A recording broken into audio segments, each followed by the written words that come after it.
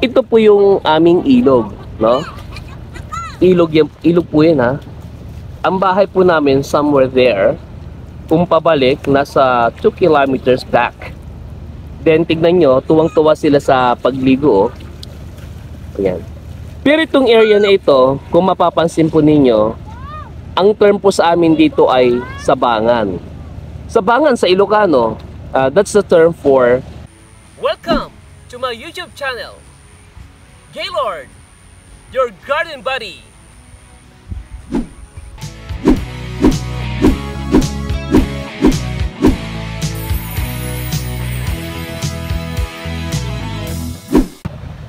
Hello mga ka-garden lover. Si Garden Buddy ay nandito ngayon sa Sitio Lawag, Purok 8 ng aming barangay, and that is Barangay Maloma, San Felipe, Zambales. Kasama ko po ngayon ang aking mag-iina, at the same time ang aking mga pinsan, pamangkin at mga apo. Ayan. Pero wala po sila doon. Nalipakita ko lang po. Papakita ko lang. At dyan din po si Papa Tony. Yung pinaglalakad. Okay. Yung pong aking mga pamangkin, pinsan at apo, ayun po sila. Ayan, oh. Okay. Ipapakita ko lang po sa inyo yung highlights, no? Dito sa aming lugar. Again, nandito ako sa Purok 8, that is Sitio Lawag ng Maloma, San Felipe, Zambales. Ito po yung aming ilog, no? Ilog po yan, ha. Ang bahay po namin somewhere there. Kung pabalik, nasa 2 kilometers back. Then tignan nyo, tuwang-tuwa sila sa pagligo, oh. Ayan. Pero itong area na ito, kung mapapansin po ninyo, ang term po sa amin dito ay sabangan. Sabangan sa Ilocano, that's the term for yung bang dugtungan ng tubig tabang, and that ito nga po yung ilog at saka yung tubig dagat, which is the with tubig alat, and that is the dagat. Tubig dagat, tama nga naman, tubig alat, and that is dagat.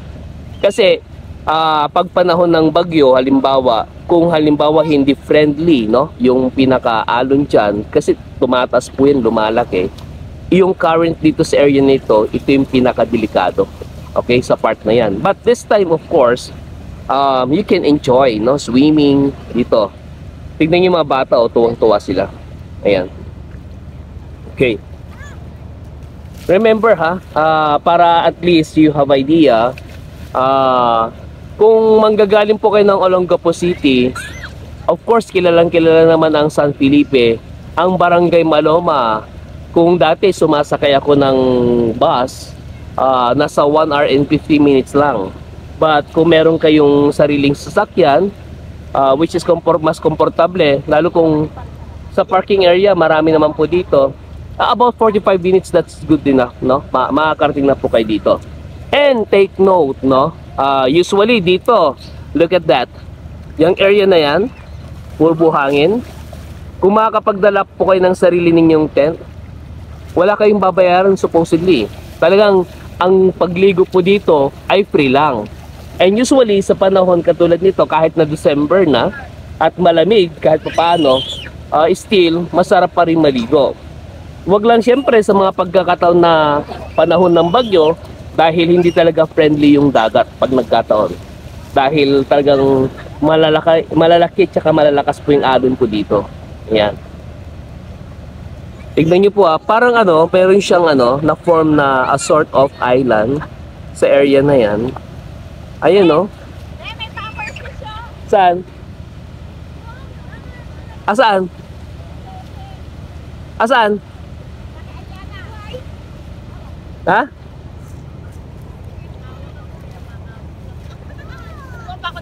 Mamaya po maliligo si Garden Buddy. Okay? Maliligo po si Garden Buddy.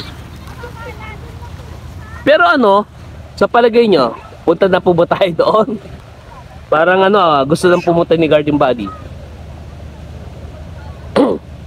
I think marami po kasi talaga, sa totoo lang, ang Zambales kasi, kung titingnan po ninyo, pinapasyalan po talaga for some reasons.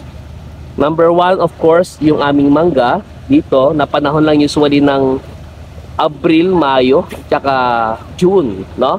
Then, kung meron mang kasing panahon ng December kasi napakadalang na lang yun, tsaka napakamahal. Then, ano pa ba yung pinapasyalan dito? Ito, ang pinapasyalan na isa sa amin dito ay itong dagat. Bakit? Dahil napakalinis po. Ang problema lang po kasi dito sa amin, nawala. Ang problema lang po kasi dito sa amin, kapag dito po kasi sa dagat, kapag hindi po kayo ganong karunong lumangoy, madalas po kasi dito na yung siguro mga 2 kilometers away lang, 2 kilometers away lang, 2 kilometers away lang po, 2 kilometers, sorry, no? Ayan. Ang problema lang po kasi, kapag naliligo po kayo sa dagat, ang problema lang po kasi, pag hindi po kayo ganong karunong maligo sa dagat, ang tawag dito, yung 2 meters na mula sa pampang, talagang malalim na talaga. So, kailangan talaga na dapat marunong kang lumangoy.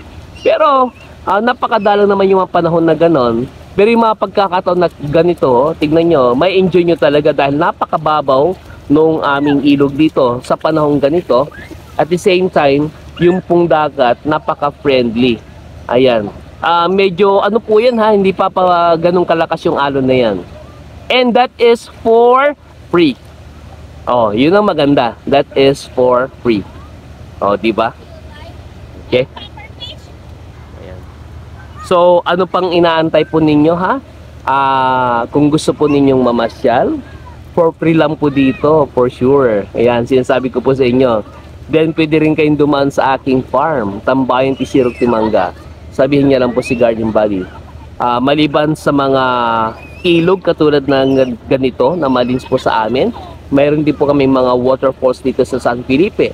At the same time, ito nga po dito sa dagat. Ayan.